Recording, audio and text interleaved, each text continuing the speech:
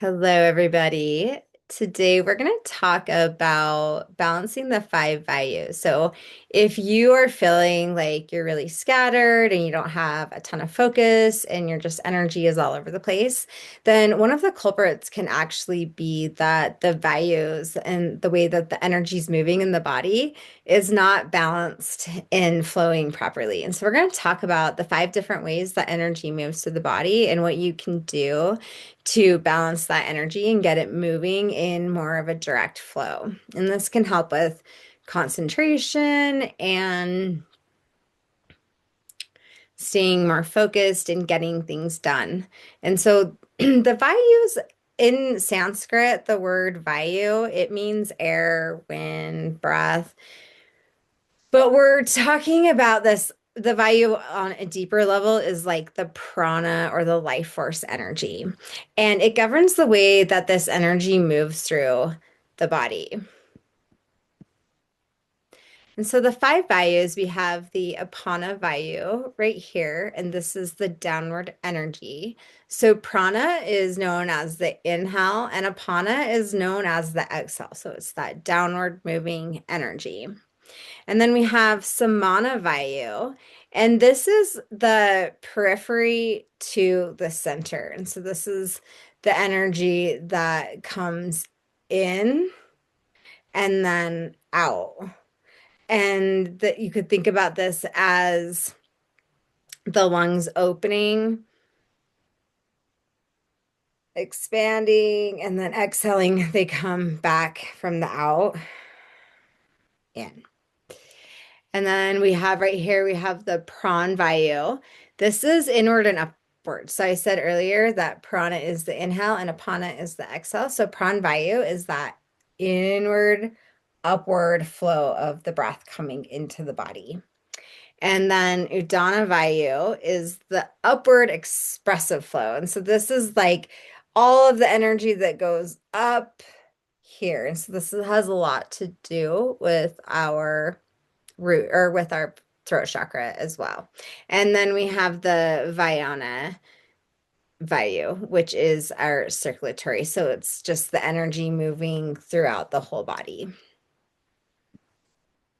So let's go into a little more depth into each one of these. So Apana, that downward energy, it's located in the reproductive organs and on the pelvic floor. And when this is balanced, we will feel grounded, secure, stable. And if it's imbalanced, we're going to feel fear, grief, resistance, or stuck. So, a lot of you who are into all of these teachings probably associated this right away with that root chakra. And that's totally correct. When we're talking about apana and that downward flow of energy, we are working with the root chakra. And we can get more into that as we go. But just like a little teaser now, this downward energy, the apana vayu, is the most important vayu to balance because when we are grounded and we have that energy moving down, then all of the other energy is able to kind of balance itself and flow more freely. So this is the most important value that we want to focus on. If we can focus on all of them, that's totally fine. But just remember that this one's kind of like the key value to all of the other ones. And then the samana, periphery to center. So again, this is that exhale, is the energy and the lungs are collapsing in on themselves. And this is actually located in the navel. So the navel does this as well. And when we're balanced, we're confident, inner strength, discernment, emotional balance. And so, yeah, this is the third chakra. For those of you who know about this stuff, we are talking about balancing the third chakra. And if it's out of balance, we are feeling self-doubt, we're feeling indecision, we might be feeling conflict. And we want the third chakra, we want that navel to be open and relaxed. We don't, when you feel all tight in that area, that's a sign that that energy is probably not flowing properly. And then Pranvayu, this is the inward and up, and this is located at the heart and the lungs.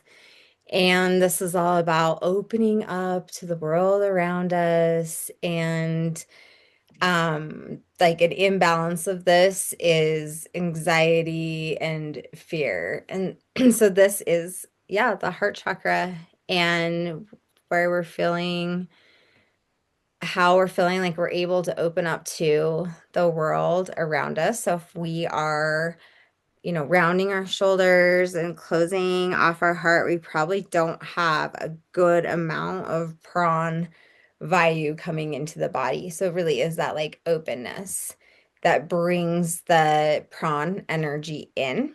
And so, and if you've ever noticed that if you are feeling anxiety or fear, and you just kind of like open up the heart and you take nice, long, deep belly breaths, your body starts to regulate and the anxiety and fear kind of start to go away. And it's when we're kind of crouched over like this, taking those short, shallow breaths that we actually get that anxiety and fear state. And so Vayu has a lot to do with managing the nervous system. And then Udana, the upward expressive flow. So located in the heart, definitely associated with the throat chakra.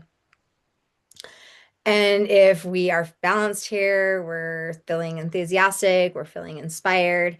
A lot of us think of the second chakra as creativity, and it totally is. But the fifth chakra is our like excitement about what we're creating. It's where we're inspired by what we're creating. And so when you're feeling that enthusiasm for life, that's actually a really good sign of that throat chakra. But if you're feeling frustrated or like even just emotionally choked up, this is a sign that your energy is not moving up and out, that we want that expressive flow. We want to be able to bring our ideas out into the world. But I'm going to give you another hint. If your Pana Vayu is not grounded and it's not, if your Pana Vayu is not going down, it's going to be really hard for this Udana Vayu to go up. Because without that grounding and that stability of that downward flow, that upward flow is not going to be directed and it's going to feel scattered and it's going to be really hard to express yourself and to show up in the way that you want to. Okay, and then we have the Vayana, the circulatory one. And so this is located, circulates throughout the whole body. And this one helps us feel connected and joy. If we feel isolated or burnt out, this is maybe where we are suffering in that circulation. And again, if we have a good connection to that Apana Vayu, the downward flow, it's that downward grounding energy that stabilizes the body to have more fluidity through the rest of the flow so that the circulation can move through the whole body and not get as clogged up because it has that stability of the downward flow. So, what can you do to restore harmony to the Vayus? So, I think I probably beat this with a be a dead horse. So, I like to say that phrase for some reason. I think it's funny, but you are going to ground your energy. So, when we focus on the Apana Vayu, we can then support all of the other Vayus in the way that the energy is going to move through the body. And so I have meditations in my school community. So if you want to check out these meditations, you can join my school community. Of course, there will be a link. But these meditations, either A, you can do just the Apana Vayu meditation, or you can do all 5 Vayu meditation, which both are very useful. But as far as the Apana Vayu meditation, all it really is imagining your energy grounding down and then like imagining also pulling the energy up from the earth. So it's just exchanging your energy up and down through the inhale and exhale with the earth. And you could do this any way that you want. You can do my guided meditation. You could probably find a million guided meditations online on this. And then we could do this meditation every day to start our day. So before you do anything else, just get grounded. Take a minute to breathe and connect your energy to the earth and really remember where you are. and connect to your energy flowing down. And then this is going to set up your energy to move more freely for the rest of the day. And then, of course, always our regular routines are some of the best ways to restore harmony to the Vayu. So practices like Abhyanga, having our meal times at the same time every day, anything that you can do to reduce vata, because that's where these Vayus go the most out of alignment, is when we have a vata disruption. And vata is the air and ether. And as we know, all disease begins with vata. So any type of thing that you can do that can calm vata, which is routines, grounding, abhyanga, oil massage, all of these things are going to help that vata energy get grounded, and then it will naturally ground the Vayus as well. So I would love to know if which Vayu you think is most out of alignment for you. And I will see you in the next video. Have a nice day.